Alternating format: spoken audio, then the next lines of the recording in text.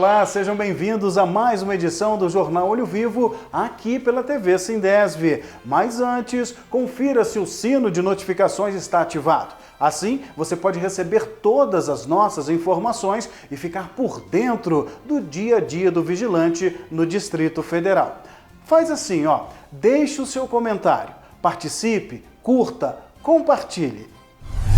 O Olho Vivo começa mostrando mais uma fiscalização realizada pela direção do Sindesv-DF para verificar as condições de trabalho da categoria dos vigilantes em nossa cidade.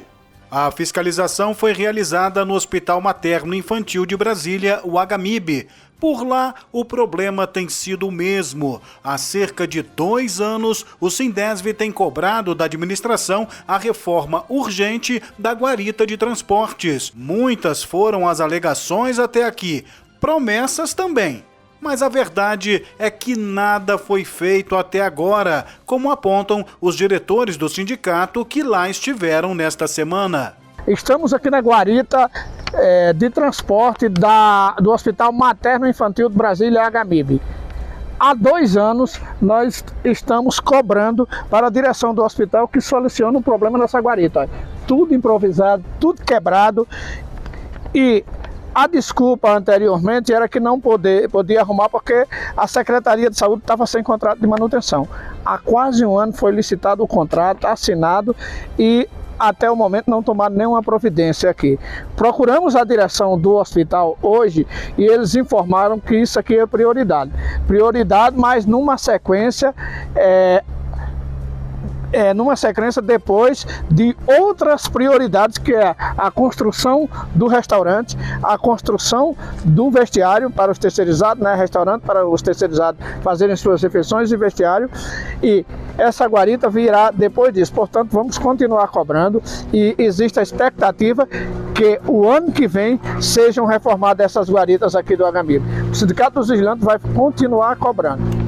O Sindicato dos Vigilantes não cruzará os braços diante desse descaso, diante de promessas que não se transformam em realidade. A direção do Sindesv vai tomar as medidas possíveis para que, em breve, os vigilantes do HMIB tenham melhores condições no exercício do trabalho.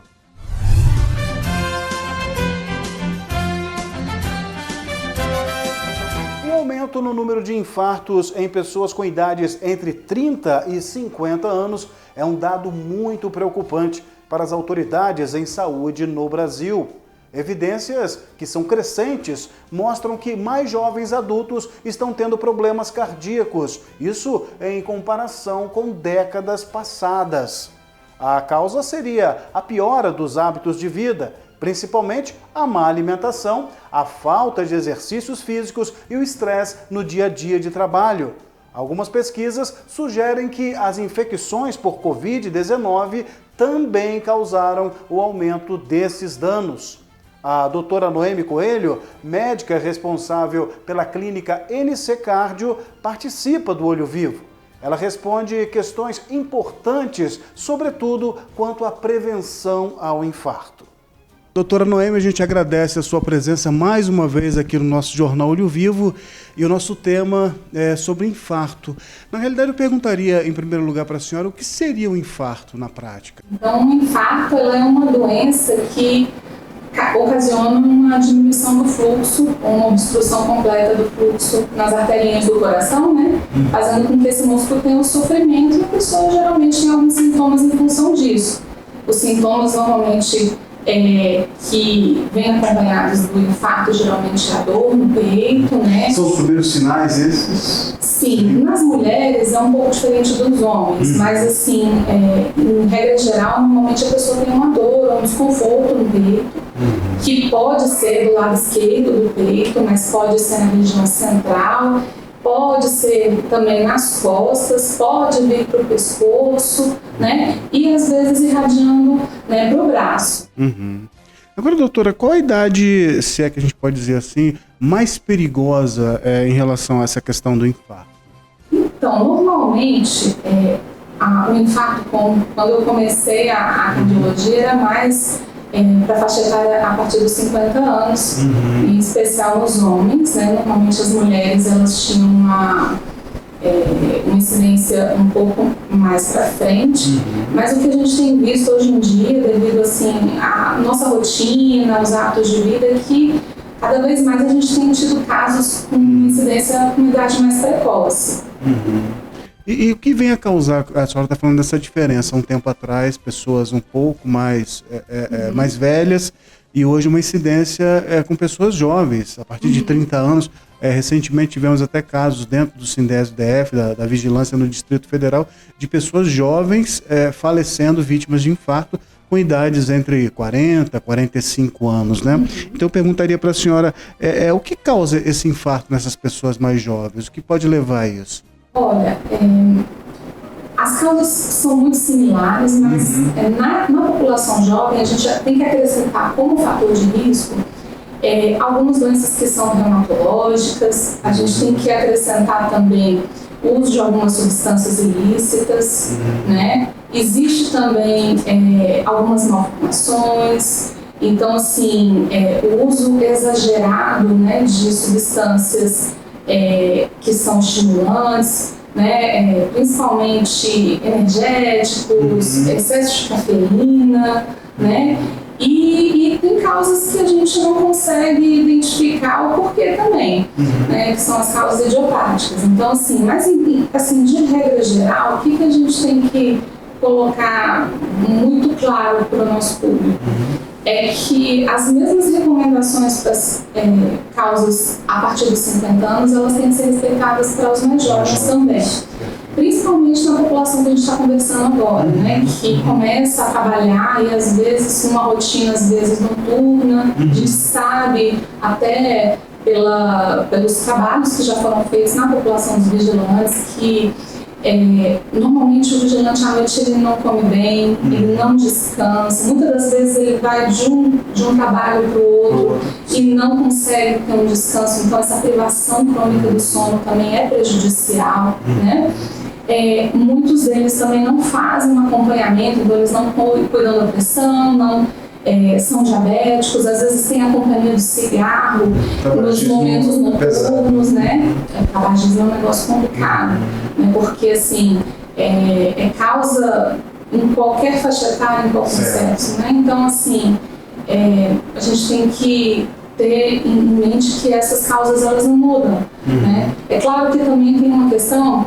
Por exemplo, você tem um histórico muito forte de doença coronária na família. Doença coronária que eu falo, doença das artérias coronárias ou aquelas doenças obstrutivas que causam infarto, né? Então, em pessoas assim, numa família onde vários integrantes tiveram essa doença por volta dos 50 anos, a gente tem que ficar com aquela pulguinha atrás da orelha. E não é só a questão do infarto, é o derrame também. Então, assim... Só poderia até fazer um comparativo, assim, porque a pessoa às vezes faz uma ligação muito direta. Infarto e derrame, a pessoa até não consegue distinguir o que é um e o que é outro. Né? O que eu converso muito com os meus pacientes é o seguinte, a gente tem que ter noção de que essas doenças elas acometem o sistema circulatório, né? Então, o sistema circulatório, ele é um sistema que tem as artérias maiores e tem as artérias menores, que vão até os capilarezinhos. Então, assim, é uma rede muito grande, uma rede que ela é integrada. Então, o infarto é a doença das artérias coronárias que irrigam o coração. O AVC, né, a maior parte dos AVCs, elas acometem a circulação que irriga a parte cerebral. Então, assim, existem infartos em outros lugares também, como no intestino e em outros locais. Então, isso tudo faz parte de uma entidade maior, ou, assim, na maioria dos casos, que é a atherosclerose, que acomete a circulação. Então, assim, o que a gente tem que combater no frigir dos ovos é o quê? É a doença aterosclerótica, na maior parte dos casos, que inclui o controle do peso, que inclui a questão que a gente tem que pensar assim, a gente tem que agir naquilo que a gente pode modificar. O imponderável, que não conseguimos modificar com a genética, e as doenças assim, que vêm com essa genética, a gente não consegue modificar. Mas o que a gente pode fazer? controlar o peso, controlar a pressão, não deixar a glicemia ficar alterada, não fumar, não fazer uso de drogas como a cocaína, não usar muitos derivados de cafeína, como eu falei, como os estimulantes, os energéticos, né? Não beber em excesso, né? Então tem um hábito de vida mais saudável. Isso aí, combater o estresse. Eu sei que isso é assim, combater o estresse é uma coisa assim complicada da gente falar, né? Porque todo mundo é estressado hoje em dia. Os boletos, as contas, a família, mas assim, a gente tem que ter dentro do possível uma maneira de controlar esse estresse, seja fazendo uma atividade física, ou encontrando um hobby, ou fazendo com que a sua vida se torne um pouquinho menos sobrecarregada. Né? Então, eu falo com os meus pacientes que a saúde é como se fosse uma poupança. Você vai depositando. Toda vida que você faz um check-up, toda vida que você faz algo por você de coisas positivas, né? Você vai fazendo isso, você vai acumulando isso até que no final você vai ter uma vida mais longeva, né? Você vai ter uma vida no final da sua vida com menos complicações, com necessidade de tomar menos medicações, né? E ao passo, né, doutora, que o contrário disso também, a conta ela chega, né? A pessoa que não tem esse tipo de cuidado, que sempre acha que não, comigo jamais vai acontecer qualquer coisa, leva uma vida desregrada, a conta também vem, né? Vem. Eu tava até vendo essa questão de linkar isso também com essa questão do Novembro Azul, a gente está no novembro, né? A conta chega e a conta às vezes é severa, né? Então, meus pacientes sabem, eu sou uma paciente que já tive um câncer, né? E graças a Deus foi super tranquilo de resolver. E a obesidade, que é um dos fatores de risco para infarto, ele causa, assim, é um fator de risco para 13 tipos de câncer. Né? Então, assim, a gente não está tratando só do infarto, a gente está tratando de câncer também. É saúde, né? E você estava falando sobre a sua pergunta, a conta chega. Né? No meu caso, a conta chegou e de uma forma muito dura, mas para algumas pessoas, eu consegui resolver, mas para algumas pessoas isso não é possível. Então, até para a população que a gente está falando agora, eu acho que a gente tem que ter a noção de que, às vezes, a gente não consegue fazer um diagnóstico num momento propício para um tratamento definitivo. Então, fazer check-up é importante, né? Ir ao médico, ter um médico de referência, ir numa nutricionista, tratar o peso, entendeu? É fundamental, né? Isso não só para a questão do coração, mas para a questão da obesidade, que é uma doença, mas assim, para combater o câncer, né? Nós estamos no Novembro Azul e eu acho que é uma oportunidade que muitos dos homens se programam para fazer um autocuidado. E eu acho que autocuidado é um instinto de sobrevivência e é um carinho que você tem com você mesmo, mas também com a sua família. Porque a maior parte desses homens que estão fazendo esse check-up, eles são homens que são líderes de família, chefes de família, que têm filhos, que têm mulheres e tem pessoas que gostam deles. Então é um ato de amor com aqueles que a gente gosta. É verdade. Doutora Noemi Coelho, a responsável pela clínica NC Cardio, nossa convidada no Jornal Olho Vivo, sempre com um bate-papo bem coloquial, da forma que a gente consegue entender, né? Porque às vezes a gente fica assim preocupado com a linguagem da medicina, né? O que é isso, o que é aquilo, e a doutora realmente sempre muito esclarecedora. A gente agradece a sua presença aqui no Jornal Olho Vivo, doutora. Eu que agradeço, seja sempre bem-vindo. E eu chamo vocês todos a realmente ter esse autocuidado agora no mês de novembro e tragam os filhos, né? Porque realmente é importante que todo mundo cuide da sua saúde. Tá bom? Muito obrigada. Presença de doutora Noemi Coelho, Fábio Santos para o Jornal Olho Vivo. Não deu para o time do Sindesv DF na Copa Sesc Fecomércio. Em jogo decisivo, realizado na última quarta-feira, 15 de novembro, a equipe sofreu derrota para o Sind Varejista e não alcançou a classificação para a tão sonhada semifinal da competição. A equipe do Sindesv-DF foi a campo tentando passar de fase na competição. O empate contra o Sind Varejista daria classificação aos vigilantes. Com o apito inicial, já foi possível perceber que a equipe não teria vida fácil. Desde o princípio, o time não se encontrava em campo. Aliás, foi a partir de um ataque que não deu certo é que o Sind Varejista foi rápido e abriu o marcador. 1-0. O jeito foi tentar o empate com bola parada, mas o chute de Iaguinho bateu na barreira e foi para a linha de fundo. O Sind Varejista deu o troco em velocidade e quase ampliou o marcador. O Sindesv lutava como podia para empatar o jogo, mas estava difícil superar a defesa adversária. O jeito foi tentar esse chute. Aí não dá.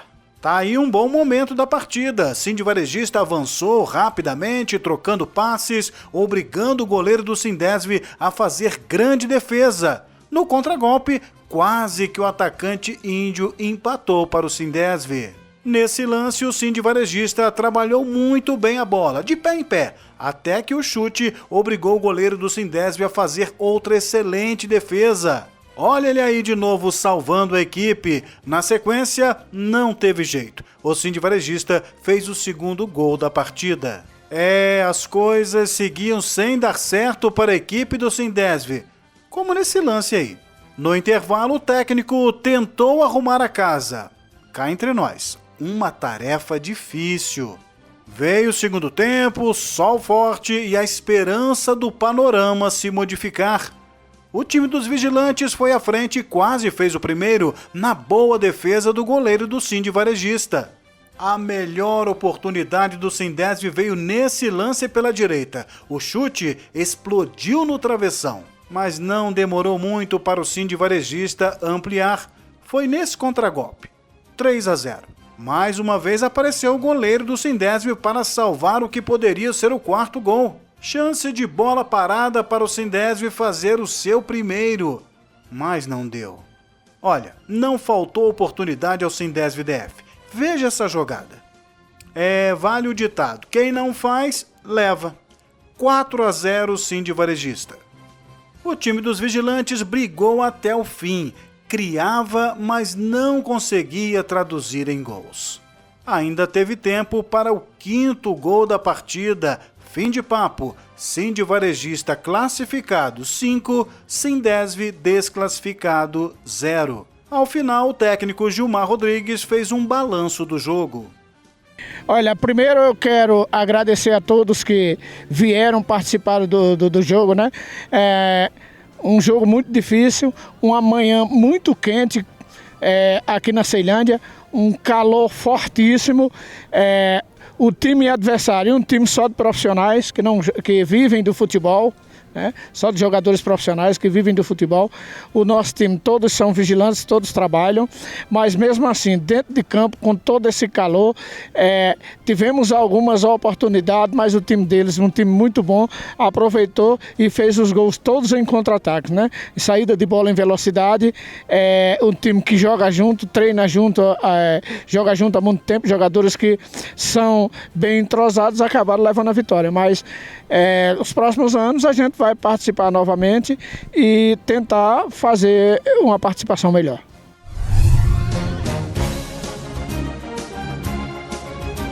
Sejam todos bem-vindos. Conversa com o presidente, a presença de Paulo Quadros, toda semana dentro do nosso Jornal Olho Vivo, trazendo aquele momento de um bate-papo onde a prestação de serviço do sindicato para com a sua categoria é feita através do nosso presidente. Aliás, Paulo, eu queria até fazer uma pergunta para você. Seja bem-vindo ao Olho Vivo, Paulo Quadros.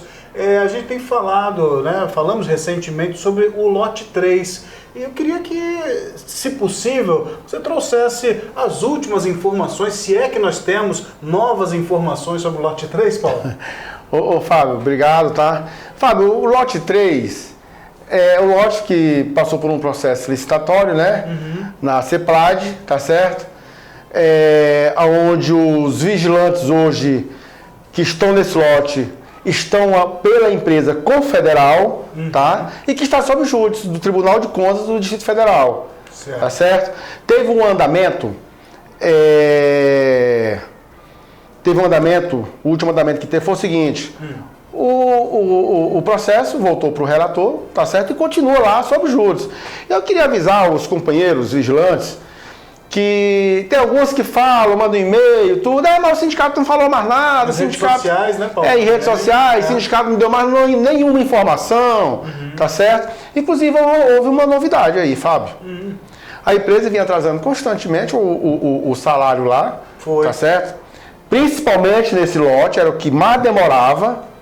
Quando houve a ameaça da greve, convocando os vigilantes todos lá para a porta da empresa, a empresa já pagou o salário, ticket refeição e a metade do 13º. Ah, já adiantou? Adiantou o 13º do CEPLAD.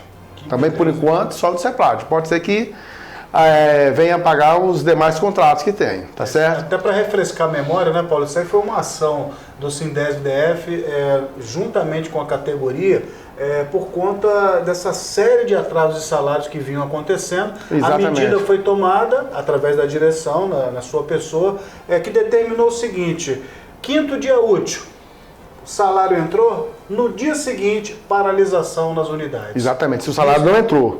Isso exatamente. Aconteceu, né, Paulo? Já aconteceu, tá?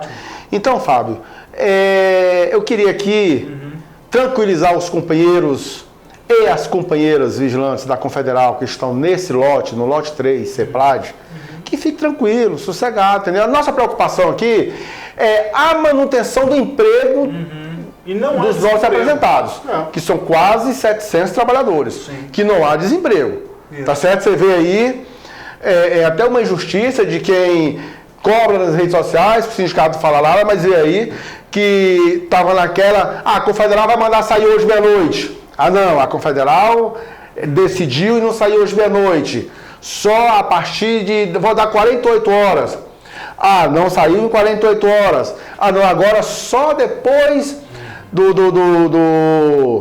julgamento, entendeu? Estamos aguardando esse julgamento, que não aconteceu ainda, tá certo?